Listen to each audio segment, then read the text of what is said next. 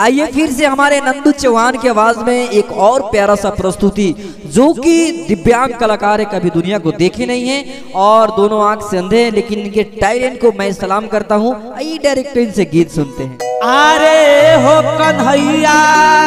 कही के गईला आई परसो तरसो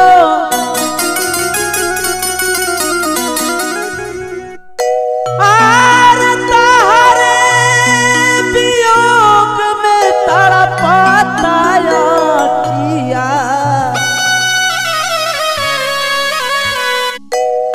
हर बीत गई अब बरसों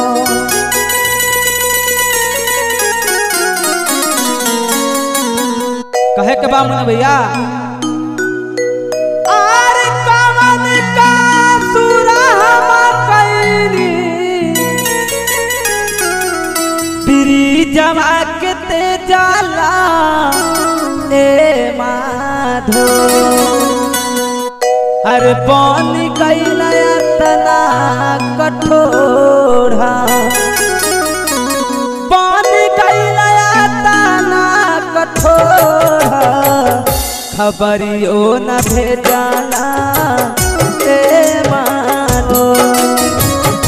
बन कैला तना कठोरा बन कैला तना कठोरा खबरियो न भेजाला ए माधो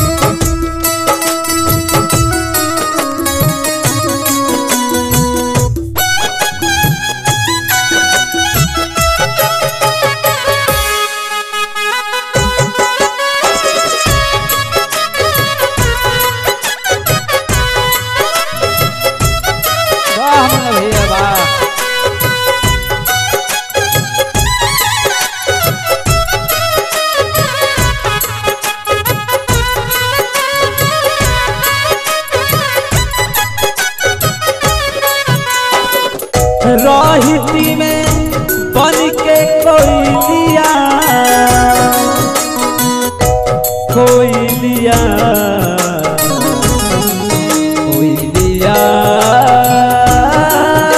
रे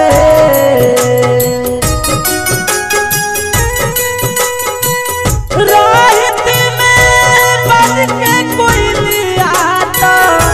बन बीच रहती माधो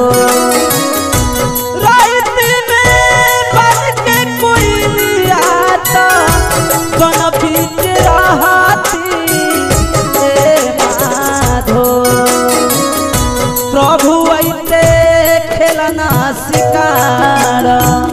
प्रभु ऐते खेलना शिकार तो बोली के सुनैती माधो प्रभु ऐसे खेलना शिकार बोल के सुनैती माधो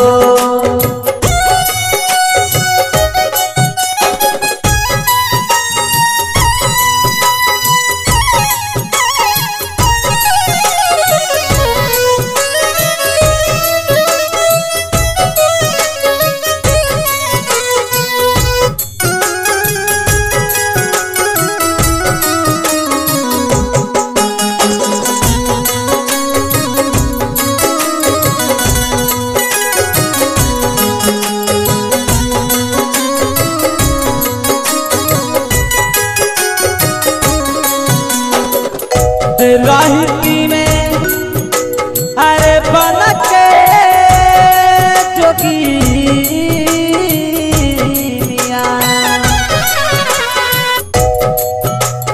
राही दिल में बन के जोगिनिया राही दिल में बन के जोगिनिया राही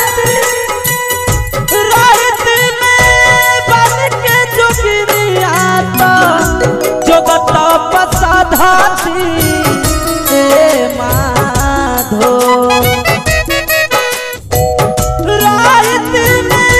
बन के जोगिनिया तो जगत पसाधाती ए माधो आरे जो गवे से प्रभु के लो भाई जो गवे से प्रभु के लो भाई तभिरिया बोलैती ए माधो जो गवे से प्रभु के लो भाई जो गवे से प्रभु के लो भाई तभिरिया बोलैती ए माधो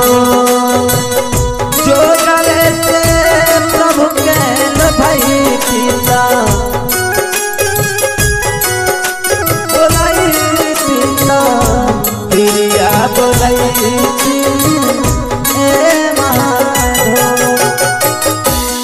आइए ये भी पूर्वी गीत सुन रहे थे। आशा कर रहा हूँ कि नंदू चौहान का गीत काफ़ी अच्छा लगा होगा। अगर अच्छा लगा हो तो प्लीज़ करके आप लोग शेयर करिए, क्योंकि ये लोग दिव्यांग आदमी हैं, इतने मेहनत करते हैं, तो इनका तो हक बनता है कि आप लोग शेयर करिए, लाइक करिए, कमेंट करिए। इन्हीं के लिए ये लोग मेहनत कर रहे हैं, तो क्यों आप सब क्यों नहीं आप लोग सपोर्ट करिएगा, है ना। तो प्लीज करके आप लोग लाइक और सपोर्ट करते रहिए, है ना। तो चलिए फिर से मिलेंगे एक नेक्स्ट वीडियो में, तब तक के लिए good take care, bye bye, जय हिंद, जय भारत।